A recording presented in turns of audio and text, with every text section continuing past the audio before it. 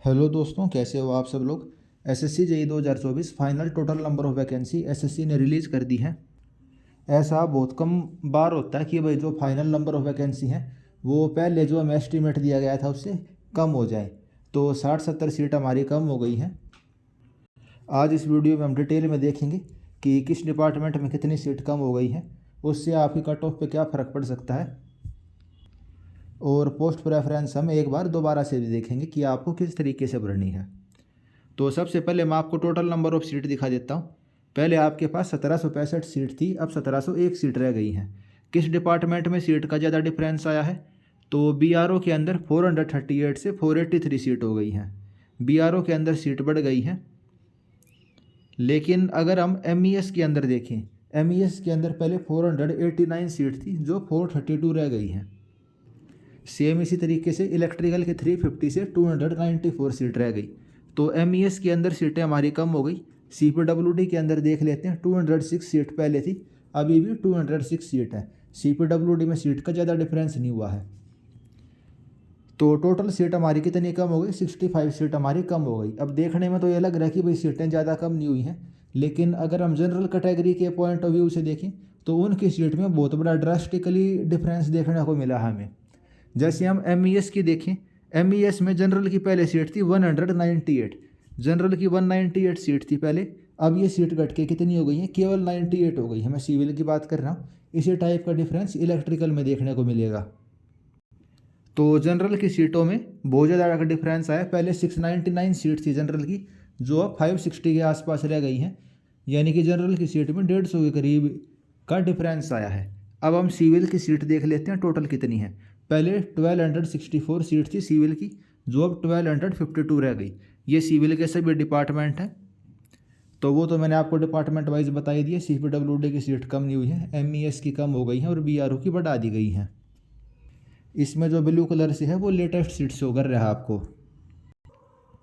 और इसी तरीके से हम इलेक्ट्रिकल के और मैकेनिकल के सभी डिपार्टमेंट को देखें तो ये आप देख सकते हो, पहले 501 सीट थी इनकी, जो कि 449 हो गई हैं।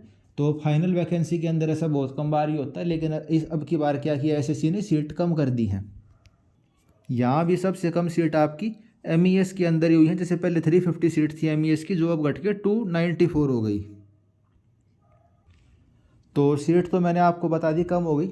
और पोस्ट प्रेफरेंस कैसे भरनी थी वो भी मैं आपको पहले वीडियो में बता चुका हूँ। अब मैं इस वीडियो में आपको दोबारा से रिपीट कर देता हूँ। ये मैंने अपने टेलीग्राम चैनल के ऊपर भी डाला हुआ है, सिविल इंजीनियर डिस्कशन करके। आप उसको डिस्क्रिप्शन में लिंक दिया हुआ, वहाँ से ज्वाइन कर सकते हैं। तो अगर आप डिग्री वाले हैं तो ऐसे पोस्ट प्रेफरेंस भरेंगे, डिप्लोमा वाले ऐसे, और डिप्लोमा प्लस 2 ईयर एक्सपीरियंस वाले ऐसे। अब इसमें जो छोटे छोटे वाले हैं, जैसे central water power research centre वाला और एनटीआरओ वाला, वो आप अपनी लोकेशन के हिसाब से देख लेना। तो उस हिसाब से आप अपना देख लेना किसको ऊपर नीचे रखना, और नहीं तो आप सेम टू सेम ऐसे पोस्ट प्रेफरेंस भी डाल सकते हो। कोई भी स्टूडेंट गलत पोस्ट प्रेफरेंस नहीं डालेगा। और एक चीज़ का ध्यान रखना है, अभी टेलीग्राम पे मैं देख रहा था बच्चों के डाउट थे कलर ब्लाइंडनेस के ऊपर। पिछली वीडियो में मैंने आपको क्लियरली दिखाया था, और हर नोटिफिकेशन में एसएससी जेईई के में लिखा रहता है सीपीडब्ल्यूडी के अलावा किसी भी डिपार्टमेंट में कलर ब्लाइंडनेस अलाउड नहीं है। तो आप इस जान को शौक मत होइए, ये बिल्कुल पहले से रूल है एसएससी का। अब कलर ब्लाइंडनेस वाले कुछ बच्चे ऐसे थे जो कह रहे थे कि सर हम इसको कोर्ट में केस कर सकते हैं कि नहीं कर सकते। तो जी हाँ, कलर ब्लाइंडनेस वाले बच्चे भी बिल्कुल कोर्ट में इसका केस कर सकते हैं। तो कलर ब्लाइंडनेस वाले बच्चों के लिए मैंने पहले भी नोटिफिकेशन डाले हुए हैं। जैसे ये देखिए, ये हरियाणा हाई कोर्ट का एक मैंने नोटिस ये डाला हुआ है, ये सुप्रीम कोर्ट का नोटिस ये मैंने ये डाला हुआ। असिस्टेंट इंजीनियर इलेक्ट्रिकल था वो, जिसको कलर ब्लाइंडनेस में दिक्कत थी। तो इन नोटिसों के बेस पे, या फिर अगर आप फ्रेश केस करना चाहो कलर ब्लाइंडनेस वाले बच्चे, तो कर सकते हो भाई। मेरा उसमें कोई वो नहीं है, टोटली आपकी मर्जी है। लेकिन मैंने आपको बता दिया, एसएससी में सीपीडब्ल्यूडी को छोड़ के किसी भी डिपार्टमेंट में कलर ब्लाइंडनेस अलाउड नहीं है। अब बात कट ऑफ की कर लेते हैं। तो भाई कट ऑफ की, जैसे मैंने आपको बताया, एससी एसटी की सीटें बड़ी हैं, ओबीसी वालों की भी हल्की फुल्की सीटों में, मतलब ज़्यादा उनकी में ज़्यादा डिफरेंस आया नहीं है। तो एससी एसटी की कट ऑफ जो पहले बताई थी लगभग वहीं रहेगी। ओबीसी वालों की भी हल्की सी ऊपर जाएगी, 0.5 नंबर जो पहले हमारा एस्टीमेट था। और ये किसके हिसाब से था? एसएससी की जो आंसर की है उसके हिसाब से। फाइनल एसएससी किस आंसर को सही मानेगी, कौन सा ऑब्जेक्शन गलत मानेगी, तो वो एसएससी को ही पता है। उसके बारे में अभी हम कोई आइडिया नहीं लगा सकते। तो एक इसके हिसाब से जो ऑफिशियल आंसर की है, जिसमें बहुत सारे ऑब्जेक्शन आपने लगाए हुए हैं। अब जनरल की बात कर लेते हैं। जनरल की सीटों में 150 सीट करीब कम हो गई जनरल की। तो जनरल की कट ऑफ जो है बताई हुई है, इससे 4-5 नंबर और ज़्यादा जाएगी। तो जो हाल CGL का हुआ है ना अब की बार, करीब करीब वही हाल मानो जनरल वालों का SSC JEE में होने वाला है। कट ऑफ बहुत आई जाने वाली है, और उसके बाद फिर कुछ एलिगेशन भी लग सकते हैं कि जितनी आई कट ऑफ कैसे गई है। तो जनरल वालों के लिए मैंने पहले ही बता दिया है।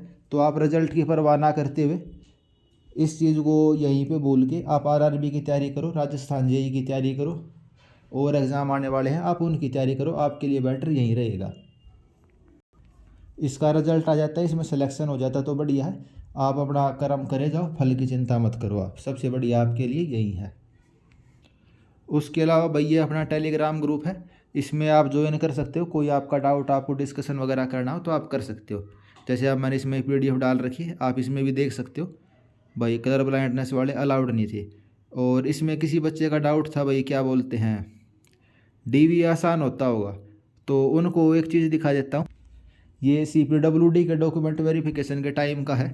तो इसमें जो सेकंड पैराग्राफ है वो पढ़िए कि भाई EWS कैटेगरी थी और आपने इनकम 98,000 दिखाई हुई है, लेकिन आप मारुति सुजुकी अर्टिगा गाड़ी के अंदर चलने लग रहे हैं, और आपने हमें बताया कि आपके पास 2 मोबाइल फ़ोन हैं। तो आप ये बताओ 98,000 ईयरली इनकम है आपकी फैमिली की, तो आपके पास अर्टिगा गाड़ी और 2 मोबाइल फ़ोन कहाँ से आए? ये कोई स्टूडेंट है, इनसे प्रॉपर एक्सप्लेनेशन मांगा गया है। बाकी डिटेल तो इसमें मैंने आपके लिए ऐड कर दिया, बस दिखाना था ये तो हल्का फुल्का कि भाई आपको जस्ट फॉर इन्फॉर्मेशन था कि डॉक्यूमेंट वेरिफिकेशन में कैसे कैसे चीज़ें चेक करी जाती हैं।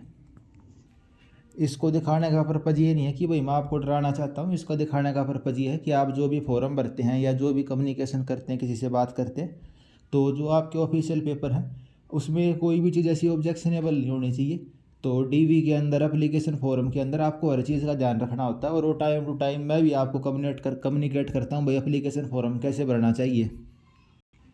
तो इन चीज़ों का बाद में बहुत इफ़ेक्ट पड़ता है, आपने एप्लीकेशन फॉर्म कैसे भरा है या किस चीज़ का आपने ध्यान रखा है, किसका नहीं रखा। तो ये छोटी छोटी चीज़ें होती हैं, इनको आपको बहुत ध्यान रखना है।